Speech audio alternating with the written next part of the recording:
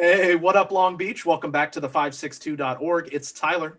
And Mike, in this high school baseball video is brought to you by Maples Rib Company, now open for indoor dining. Millikan High School is where we lay our scene, and buckle up. We've got a classic for you. The Rams looking to get the bats going against Elias Torres.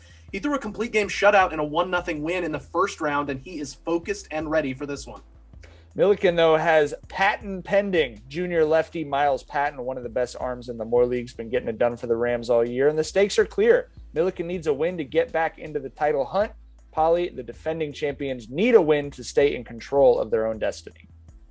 In the early going, Patton had it working. He got 2 Ks on his fastball in the first inning. As we said, the southpaw, one of the best to do it on the bump, and he brought his A game in this one, to be sure.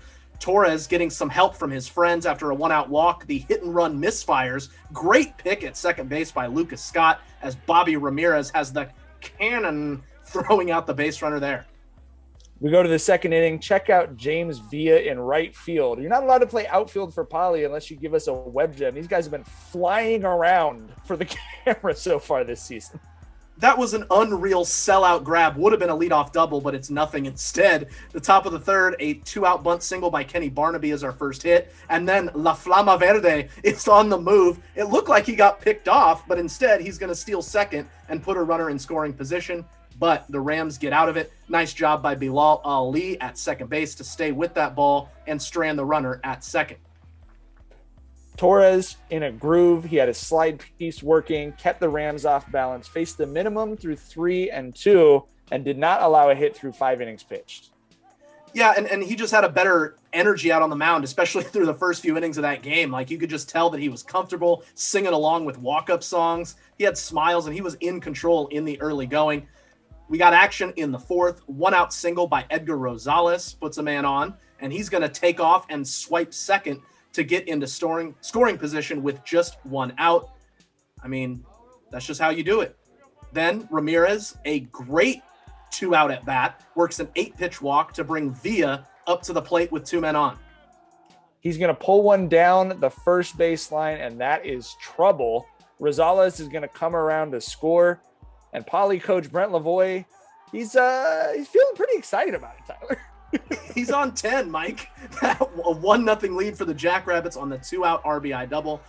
Bottom of the fourth, the Rams get a 2-out rally going. Sam DiCarlo walks, then gets to second on the wild pitch. He's the first Ram to reach second base. After an intentional walk, a grounder goes to Rosales at third. He takes the easy force to end the threat. That was the first time that Torres had gotten into trouble. Big spot for the Jackrabbits to keep that lead. Now, back to the offense. Poly comes right back, leadoff single by Lucas Scott. He would then steal second with 1 out. Scott was 2 for 4 at the plate. Big day for him as the Jackrabbits threaten again with 2 outs. Ryan Shonsby pulls it through the right side. They're going to send Scott towards the plate, but Gabe Seha say nah with the throw from right. This game had absolutely everything. A huge play by Seha. And, we mentioned it. This was a 1-0 game the first time these two teams played. The league title hangs in the balance, and you knew every run was at a premium. Poly answers that defensive play with one of their own as Ramirez with his second caught stealing to end the 5th inning. And Lavoie is back on 10 again. He is so fired up. So was that whole Poly dugout. So much emotion. And by the way, there's still a no-hitter going through 5 innings. Crazy. Patton, though, still missing bats with his changeup. Nasty. He adds 2 Ks in the top of the 6th to give him 9 strikeouts through 6 innings. But the Rams need offense. They got going in the bottom of the 6th after a leadoff single by Tyler Bermundo. Ali drops a perfect bunt. The pinch runner, Cameron Snyder, is going to move up to third. So there's Rams at the corners with nobody out. They didn't have a hit. Now back-to-back singles creates a threat. That's going to knock Torres out of the game. Shonsby comes into pitch. Torres only allowed the 2 hits and struck out 4. After a stolen base puts 2 in scoring position, Dean Ormondi drills a single to left field. Snyder scores easily, and here comes Ali in a cloud of dust. You can see how excited Ali and the rest of the Rams are. I mean, everything on the line right now in the Moore League. and the senior Ormonde with the biggest hit of the season for Milliken.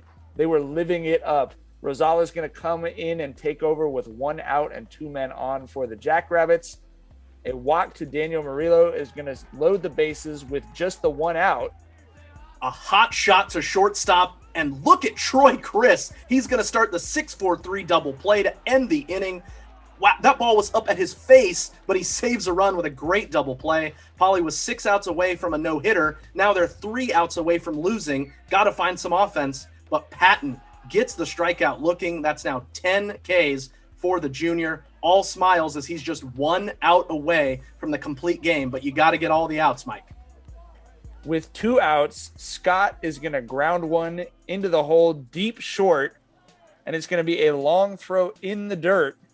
And with that, the tying run will reach.